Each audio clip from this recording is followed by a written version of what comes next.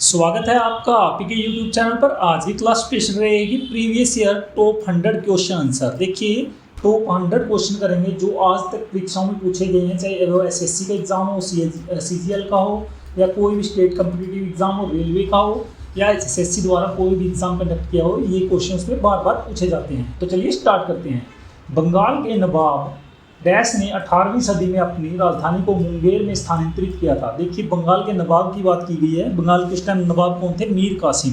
देखिए बंगाल के नवाब मीर कासिम ने 18वीं सदी में अपनी राजधानी को मुंगेर से स्थानांतरित किया था। नेक्स्ट क्वेश्चन की बात कर लेते हैं। डैश को नील का उपहार कहा जाता है। देखिए मिस्र देश है जो, उसको नील नदी का उपहार कहा जाता है।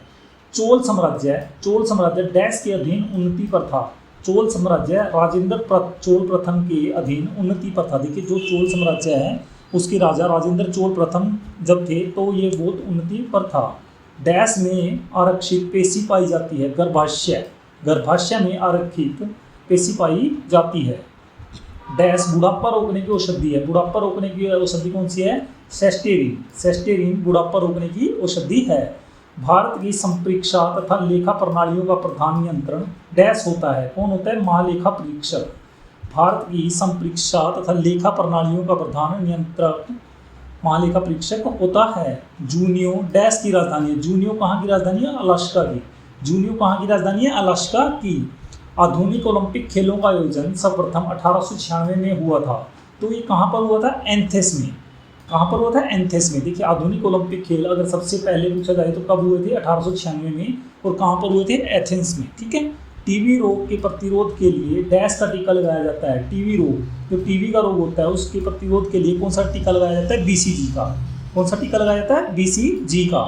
मूलतः भगवत गीता डैश में लिखी गई थी। देखिए भगवत गीता जब स्टार्टिंग में लिखी गई थी तो किस लैंग्वेज में लिखी गई थी? संस्कृत में।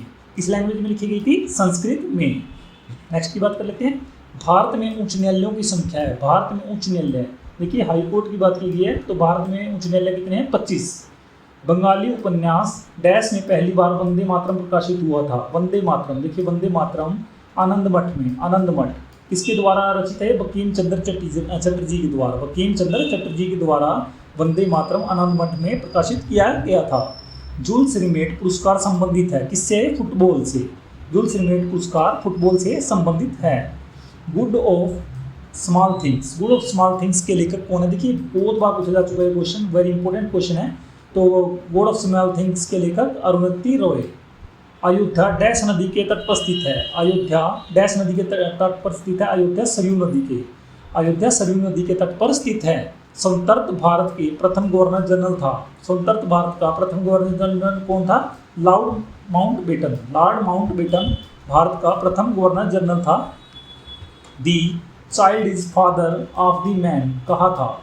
दी child is father of the man किसने कहा था? विलियम वर्ड्सवर्थ ने कहा था।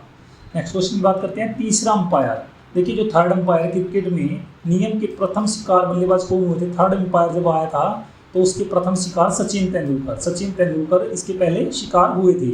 आर्यों ने डैश की आराधना की थी। आर्यों ने किसकी आराधना की थी? अग्नि की। गौतम बुद्ध ने अपना प्रथम उपदेश सारनाथ में डैश भाषा में दिया था। देखिए गौतम बुद्ध ने अपना उपदेश कहाँ पर दिया था? पहला उपदेश सारनाथ में। तो किस भाषा में दिया था? पाली में। किस भाषा में दिया था? पाली में। गौतम बुद्ध ने अपना प्रथम उपदेश सारनाथ में पाली भाषा में दिया था। चाणक्य चंद्रगुप्त मौर्य के डैश गुरु थे। चाणक्य जो थे चंद्रगुप्त मौर्य के गुरु थे तो वो राजनीतिक गुरु थे। डेंगू बुखार डैश के कारण होता है। डेंगू बुखार वायरस के कारण होता है। आयकर लगाया जाता है केंद्रीय सरकार के द्वारा। देखिए सेंट्रल गवर्नमेंट के द्वारा आयकर लगाया जाता है। मलयालम राज्य भाषा है। मलयालम किस राज्य की भाषा है? केरला की। मलयालम केरला की राज्य भाषा है। नोबेल पुरस्कार दिए जाते हैं। नोबेल पुरस्कार कितने क्षेत्रों में दिया जाता है? 6 क्षेत्रों में। कितने क्षेत्रों में दिया जाता है? 6 क्षेत्रों में दिया जाता है। रोवर्स कप का संबंध डैश खेल से है? रोवर्स कप फुटबॉल से। रोवर्स कप का संबंध किस खेल से है? फुटबॉल से। भारत भारती के लेखक कौन है? मैथिली शरण गुप्त। भारत भारती के लेखक कौन है? मैथिली शरण गुप्त। देखिए काफ़ी इंपॉर्टेंट क्वेश्चन है, काफ़ी बार एग्जाम में रिपीट हो चुका है ये। ए पैसेज टू इंडिया के लेखक हैं। E M Forster. देखिए मैं आपको सारे वही क्वेश्चन करवाऊंगा जो SSC, CGL, CHSL, HSSC, HPSC या फिर कोई भी स्टेट का कॉम्पिटिटिव एग्जाम होता है या रेलवे के एग्जाम होते हैं तो उसमें बार बार रिपीट होते रहते हैं, वही क्वेश्चन मैं आपको इन क्लासेस में करवाऊंगा। अकबर का जन्म 1542 में डैश में हुआ था। देखिए अकबर का जन्म सन 1542 में हुआ था। कहाँ पर हुआ था? अमरकोट में। कहाँ पर हुआ था? अमरकोट में। मानव सर्वप्रथम डैश में चंद्रमा पर उतरा। मानव सर्वप्रथम चंद्रमा पर कब उतरा था? 1969 में। कहाँ के थे ये? तो यूएसए के द्वारा 1969 में चंद्रमा पर सर्वप्रथम मानव को उतारा गया था। बुध का एक दिन पृथ्वी दिवस के 88 दिनों के बराबर है। बुध का जो एक दिन होता है तो पृथ्वी का एक दिन बुध के 88 दिनों के बराबर होता है। जलियांवाला बाग नरसंहार के उत्तरदायी ओ डायर को 1940 में डैश ने गोली मारा। देखिए जलियांवाला बाग कांड कब हुआ था ये भी आपको पता होना चाहिए, 1919 में। कब हुआ था? 1919 में। तो उसमें नरसंहार किसके द्वारा किया गया था? ओ डायर के द्वारा। तो इसको मारने के लिए 1940 तक शहीद उधम सिंह जी ने इसका वेट किया। 1940 में लंदन में जाकर, तो कहाँ पर मारा था? लंदन में जाकर इसको गोली मारी थी। रानी लक्ष्मीबाई बचपन का नाम मनुबाई। देखिए रानी लक्ष्मीबाई के बचपन का नाम क्या था? मनुबाई। लड़ती हुई युद्ध में मारी गई थी। किस युद्ध में मारी गई थी? कालपी के युद्ध में। किस युद्ध में मारी गई थी? कालपी के युद्ध में। 1857-58 में जो वॉर हुई थी तो उसमें ये वीरगति को प्राप्त हुई थी। कौन सा युद्ध था वो? कालपी का युद्ध। कला की गंधार शैली का विकास डैश के समय हुआ था। कला की गंधार शैली का विकास किसके समय में हुआ था? कुषाण के। किसके समय में हुआ था? कुषाणों के। चरक प्राचीन औषधि संबंधित है। चरक प्राचीन औषधि संबंधित है आयुर्वेद से। किससे संबंधित है? आयुर्वेद से। भारत का प्रथम नाभिकीय ऊर्जा संयंत्र डैश में स्थापित हुआ था। भारत का प्रथम नाभिकीय ऊर्जा संयंत्र कहाँ पर स्थापित हुआ था? तारापुर महाराष्ट्र में। भारत का प्रथम नाभिकीय ऊर्जा संयंत्र तारापुर महाराष्ट्र में स्थापित हुआ था। प्रथम लोकसभा अध्यक्ष थे। देखिए प्रथम लोकसभा जब हुई थी तो उसके अध्यक्ष कौन थे? जीवी मावलंकर उसके अध्यक्ष थे। नालंदा विश्वविद्यालय को बनवाया था। नालंदा विश्वविद्यालय को किसने बनवाया था? कुमारगुप्त प्रथम ने। नालंदा विश्वविद्यालय को किसने बनवाया था? कुमारगुप्त प्रथम ने। सूर्य और पृथ्वी के बीच दो ग्रह है, बुध और डैश हैं, तो बुध और शुक्र। देखिए यहाँ पर मान लीजिए सूर्य है, सन है और ये अर्थ, ठीक है। तो इसके बीच में दो ग्रह हैं, तो वो कौन कौन से हैं? एक तो बुध और एक शुक्र, ठीक है। इस चीज़ का आपको ध्यान रखना है। सूर्य और पृथ्वी के बीच में कितने ग्रह हैं? दो ग्रह हैं। भागीरथी और अलकनंदा डैश में मिलकर गंगा बन जाती है। भागीरथी नदी और अलकनंदा नदी देवप्रयाग में आकर गंगा नदी का नाम इसको मिल जाता है। जलोढ़ मिट्टी में डैश पदार्थ अधिक होता है। जलोढ़ मिट्टी में क्या होता है सबसे अधिक? कार्बनिक पदार्थ। क्या होता है? कार्बनिक पदार्थ। राष्ट्रपति का अभिभाषण तैयार किया जाता है। देखिए राष्ट्रपति जो भाषण देते हैं उसको किसके द्वारा तैयार किया जाता है? केंद्रीय मंत्रिमंडल के द्वारा। किसके द्वारा? केंद्रीय मंत्रिमंडल के द्वारा। लेटेराइट मिट्टी में आयरन एवं डैश होती है। लेटेराइट मिट्टी में आयरन और क्या होता है? सिलिका। लेटेराइट मिट्टी में आयरन एवं सिलिका पाई जाती है। एक्स किरणों की खोज किया था। एक्स किरणों की खोज किसने की थी? रोंटेजन ने। किसने की थी? रोंटेजन ने। भूकंप को मापा जाता है सिस्मोग्राफ यंत्र द्वारा। भूकंप को किसके द्वारा मापा जाता है? सिस्मोग्राफ यंत्र द्वारा। उत्तरी ध्रुव पर पहुंचने वाला प्रथम व्यक्ति है। उत्तरी ध्रुव पर रॉबर्ट पियरी उत्तरी ध्रुव पर पहुंचने वाला प्रथम व्यक्ति था। रेडियो सक्रियता के आविष्कारक थे। रेडियो सक्रियता के आविष्कारक थे हेनरी बैकुरल रेडियो सक्रियता के आविष्कारक थे। रमन प्रभाव के आविष्कारक थे। रमन प्रभाव सीवी रमन। देखिए इनके नाम में ही रमन था, तो रमन प्रभाव इस आविष्कार को ही नाम दिया गया था। इसका आविष्कारक कौन थे? सीवी रमन। डैश को मध्य रात्रि का सूर्य वाला देश कहा जाता है। नॉर्वे देश को मध्य रात्रि की सूर्य वाला देश कहा जाता है। भारत में प्रथम आम चुनाव हुआ था। भारत में प्रथम आम चुनाव कब हुआ था? 1951-52 में। भारत में प्रथम आम चुनाव 1951-52 में हुआ था। समतर्त भारत के प्रथम एवं अंतिम भारतीय गवर्नर जनरल थे। समतर्त भारत के प्रथम एवं अंतिम भारतीय गवर्नर जनरल की बात की गई है सी राजगोपालाचार्य। देखिए सी राजगोपालाचार्य। भारत की लोकसभा में कुल सीटें हैं। भारत की लोकसभा में कुल सीटें कितनी हैं? 545, ठीक है। टिल डेट तक अब तक 545 लोकसभा में सीटें हैं। अकबर के पिता का नाम था, अकबर के पिता का नाम हुमायूं। अकबर के पिता का नाम क्या था? हुमायूं। अगर हुमायूं के पिता का नाम पूछा जाए तो बाबर। इस बात का भी आपको ध्यान रखना है। अकबर के पिता का नाम हुमायूं, हुमायूं के पिता का नाम बाबर, और अकबर के पुत्र का नाम पूछा जाए तो आपको ये भी पता होना चाहिए जहांगीर। ठीक है, जहांगीर। देखिए क्वेश्चन काफ़ी बार पूछे जाते हैं एग्जाम में, इसलिए मैंने यहाँ पर आपको सारे क्लियर करवाए हैं। 1998 में डैश के क्षेत्र में प्रोफेसर अमर्त्य सेन को नोबेल पुरस्कार मिला। किस क्षेत्र में मिला था? अर्थशास्त्र में। 1998 में अर्थशास्त्र के क्षेत्र में प्रोफेसर अमर्त्य सेन को नोबेल पुरस्कार मिला था। 1 जनवरी 1999 को 11 देशों ने डैश को अपनी आधिकारिक मुद्रा के रूप में अपनाया था। किसको? यूरो को। 1 जनवरी 1999 को 11 देशों ने यूरो को अपनी आधिकारिक मुद्रा के रूप में अपनाया था। विश्व की सबसे ऊंची मूर्ति है, विश्व की सबसे ऊंची मूर्ति की बात की जाए तो statue of unity. Statue of unity किसकी है? ये सरदार वल्लभ भाई पटेल की। कहाँ पर पड़ती है ये? गुजरात में। कहाँ पर पड़ती है? गुजरात में। ठीक है, इस बात का भी आपको ध्यान रखना है। विजय स्तंभ है, विजय स्तंभ कहाँ पर है? चित्तौड़ राजस्थान में। कहाँ पर है? चित्तौड़ राजस्थान में।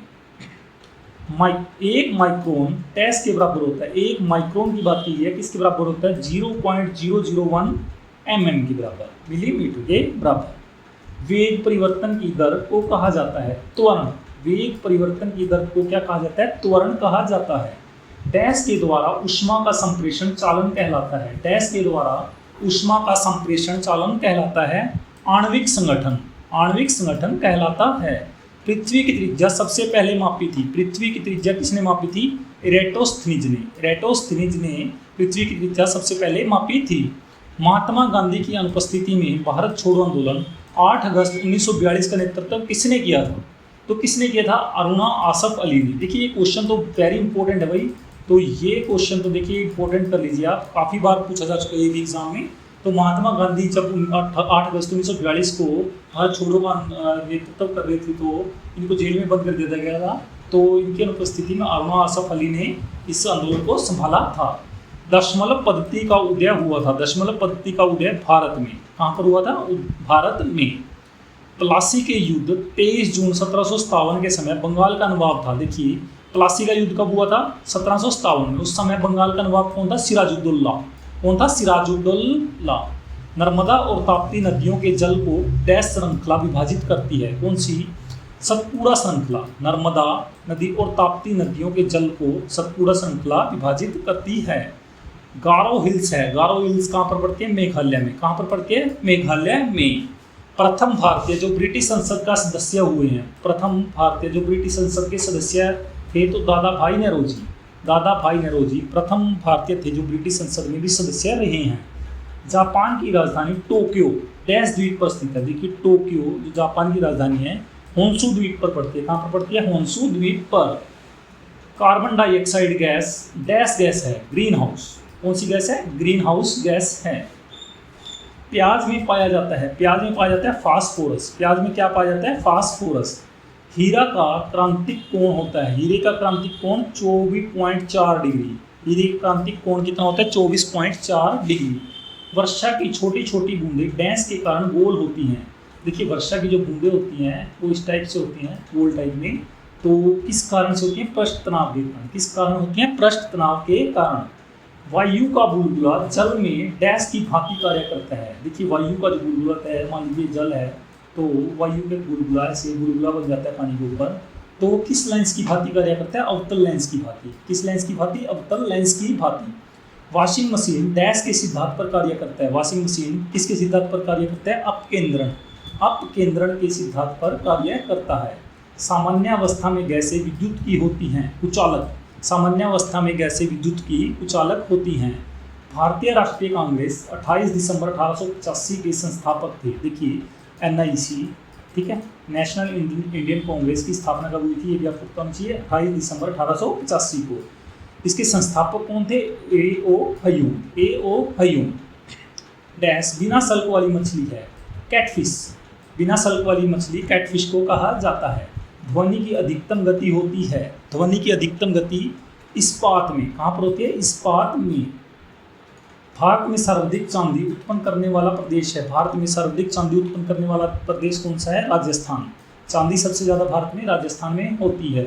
हमारे संविधान की 8वीं अनुसूची में अब तक डैश भाषाओं को शामिल किया गया है, तो 22 भाषाओं को। देखिए 8वीं अनुसूची में लैंग्वेज जितनी भी है इंडिया की, तो उनको 8वीं अनुसूची में रखा गया है संविधान में। तो अब तक कितनी भाषाओं को शामिल किया गया? 22 भाषाओं को शामिल किया गया है। आपेक्षिक आर्द्रता मापी जाती है, आपेक्षिक आर्द्रता मापी जाती है हाइग्रोमीटर से। किससे मापी जाती है? हाइग्रोमीटर से। पुस्तक रोजेज इन दिसंबर, रोजेज इन दिसंबर की डैश की कृति है? MC Chagla, MC Chagla. पुस्तक रोजेज इन दिसंबर MC छागला की कृति है। प्रसिद्ध ब्रॉडवे है, प्रसिद्ध ब्रॉडवे है न्यूयॉर्क शहर में। कहाँ पर पड़ता है ब्रॉडवे? न्यूयॉर्क शहर में। एम्स्टर्डम से डैश नदी गुजरती है? एम्स्टेल नदी। कौन सी नदी गुजरती है? एम्स्टेल नदी। भारत का राष्ट्रपति बनने के लिए न्यूनतम आयु कितनी होनी चाहिए? 35 वर्ष। देखिए, राष्ट्रपति, उपराष्ट्रपति, ठीक है, और राज्यपाल, राज्यपाल, इन तीनों के लिए न्यूनतम उम्र 35 साल रखी गई है। अगर पूछा जाए PM बनने के लिए न्यूनतम उम्र कितनी होनी चाहिए, तो PM बनने के लिए न्यूनतम उम्र 25 साल। जब वो लोकसभा का इलेक्शन लड़ सकता है वही उसकी न्यूनतम उम्र होगी, क्योंकि लोकसभा से ही चुनकर PM जाता है।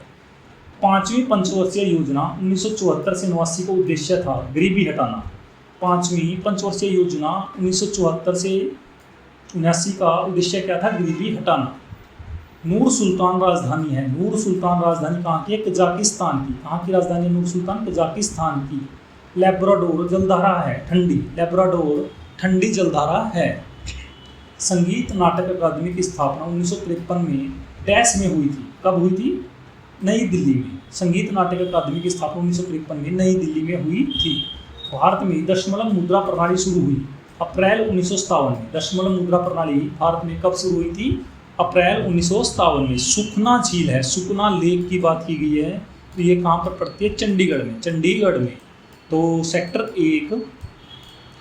1 चंडीगढ़ में सुखना लेक पड़ती है। एक राज्य का राज्यपाल अपने कृत्य के लिए डैश के प्रति उत्तरदायी होता है? तो राष्ट्रपति के। एक राज्य का राज्यपाल अपने कृत्य के लिए राष्ट्रपति के प्रति उत्तरदायी होता है। माउंट एवरेस्ट पर विजय पाने वाली पहली महिला थी? देखिए, माउंट एवरेस्ट पर विजय पाने वाली पहली महिला थी जुनको तबई, 16 मई 1975। कब इन्होंने विजय पाई? 16 मई 1975 को, ठीक है। वर्ष 1987 में भारत रत्न से सम्मानित होने वाले प्रथम विदेशी थे। देखिए, 1987 में भारत ने एक भारत रत्न पुरस्कार किसी विदेशी को दिया था। वो कौन थे? खान अब्दुल गफ्फार खान। खान अब्दुल गफ्फार खान जो पाकिस्तान से बिलोंग करते थे। वर्ष 1987 में भारत रत्न से सम्मानित होने वाले प्रथम विदेशी खान अब्दुल गफ्फार खान पाकिस्तानी थे। इंद्रधनुष के मध्य का रंग होता है हरा। इंद्रधनुष के मध्य का रंग कौन सा होता है? हरा होता है। डैश रंग का तरंगदैर्घ्य सबसे अधिक होता है? किस रंग का? लाल रंग का। लाल रंग का तरंगदैर्घ्य सबसे अधिक होता है। सूर्य के प्रकाश को केंद्रित करने के लिए डैश का उपयोग किया जाता है? सूर्य के प्रकाश को केंद्रित करने के लिए अवतल लेंस का उपयोग किया जाता है। मोबाइल सिम कार्ड में सिम SIM का अर्थ है subscriber identity module. Subscriber identity module होता है। डैश को विश्व का अपरिवर्तनीय शहर कहा जाता है? इसको कहा जाता है रोम। रोम कहाँ पर पड़ता है? इटली में। कहाँ पर पड़ता है? इटली में। इटली की राजधानी है रोम। तो रोम को विश्व का अपरिवर्तनीय शहर कहा जाता है। नेशनल डिफेंस एकेडमी का मुख्यालय डैश में स्थित है? नेशनल डिफेंस एकेडमी का मुख्यालय कहाँ पर है? खड़गवासला में। कहाँ पर पड़ता है? खड़गवासला में। तो दोस्तों, ये थी आपके लिए 100 important previous year question answer की क्लास। तो कैसी लगी आपको क्लास? Thanks for watching.